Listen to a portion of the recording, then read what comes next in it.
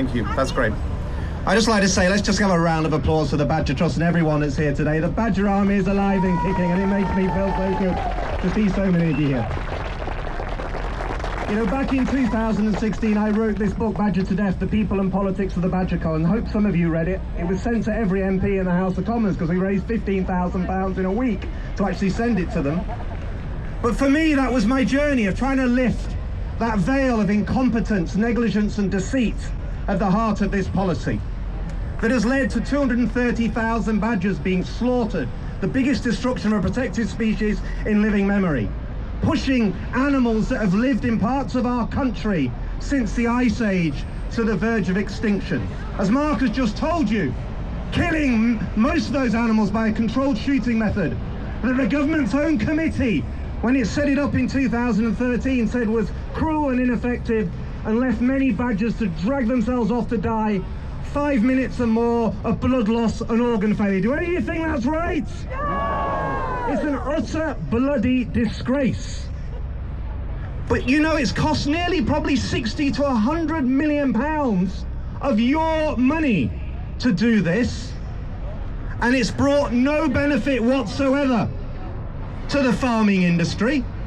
Every so-called piece of peer-reviewed research that DEFRA has issued has got more holes than a Swiss cheese. And every academic involved with it, when you push them, says, yes, we can't say it's about the badgers, because there's a whole mix of measures we've got going on here, in control measures, biosecurity and testing regimes. So we haven't got a bloody clue, to be quite frank, how much badgers are contributing to this, but we're going to kill them anyway. That's utterly insane. Utterly insane. But the biggest tragedy for me, 8 years on from writing this book, is standing before the House of Commons after the biggest Labour election victory since 1997 to find that this government might go on for this for 5 more bloody years. That's an utter disgrace. Would you agree?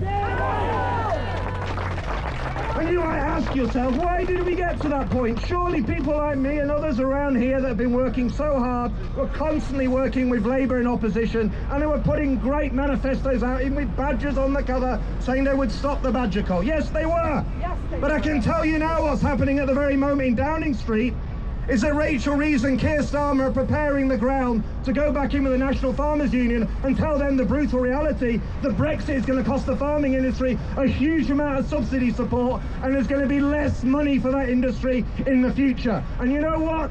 Rachel Reeves and Keir Starmer and Steve Reed under their command has been told to keep the farmers on side for badgers, as we have to give them the rough, horrible medicine on reduced subsidies for their rotten, intensive industry that we hear today causes so much suffering, so much pollution, and ultimately has to change. Wouldn't you agree?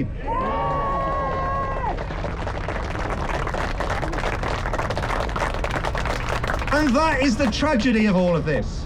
Because between 2013 and 2020, when I was at the Badger Trust, we did something very special. We galvanised public opinion in this country. We brought thousands of people onto the streets and towns and cities, from Bristol to Brighton, from London to Leeds, in over 45 different protests. I know many of you were there, because I remember your faces. That became the biggest wildlife protest movement this country had seen, and it gave birth to Hen Harrier Day. It gave birth to Extinction Rebellion and all the other wonderful campaign groups that we've seen that have started to rise up and say, you know what? You can't put a price on nature. You can't put a price on wildlife. We just have to stand up and we just have to protect it. Would you agree?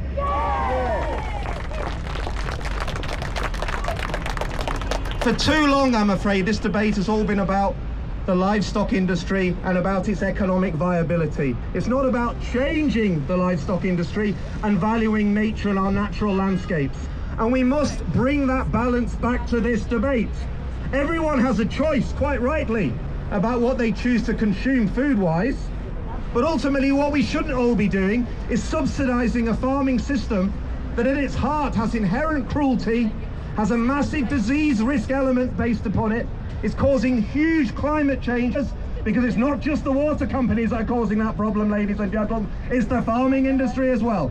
And that's the brutal reality that we have to deal with here. Wouldn't you agree? I always said, and many of you have over the years, that badger culling is the canary in the coal mine about the future of our natural landscapes and our wildlife. We are one of the most nature depleted countries in the world. But we're also a country in an economic crisis and a cost of living crisis. And there's a crisis about trust and integrity in that place behind us, because most people, I'm afraid, don't trust politicians of any parties. And I have a sympathy with that view. Wouldn't you agree? Yeah. What they've got to do, what they've all got to do, regardless of their political party, is to prove that actually, rather than short-term political economic interests, they're willing to look at the long term. They're willing to look at why we are such a nature depleted nation, why we must return our landscapes to wildlife, why we must farm, produce food, produce energy differently, and not build homes regardless of the environmental impact they will have. We all need to be homed in this country. But protecting our environment and our greenbelt in the face of what we see from industrial agriculture and urban development that has caused so much damage must be an absolute priority for this government and every MP in that chamber. Wouldn't you agree? So all I can really say to you is this. This is a long battle. We could see another 5 years of culling. I wouldn't rule it out at all, because political compromise is in the air. I fully support badger vaccination. Let's do it, because it's good for badgers. But let's not deceive ourselves that by vaccinating badgers, we're going to get the farmers to give up wanting to kill badgers, or we're going to solve the TB problem in cattle, because that's just not going to happen.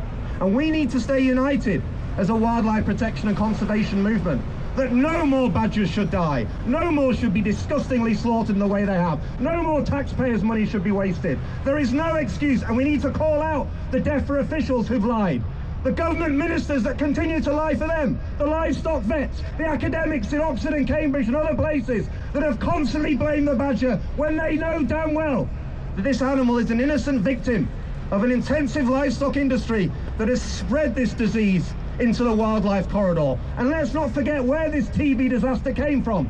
It was after foot and mouth that they restocked our cattle, that they brought them up from the southwest. They didn't put in place the control measures responsible.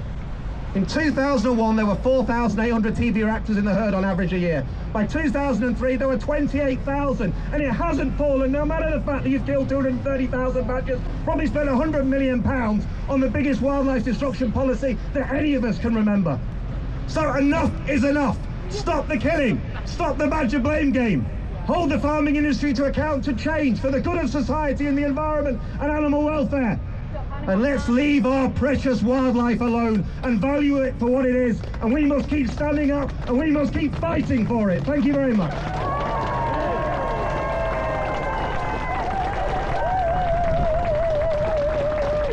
Stop recording.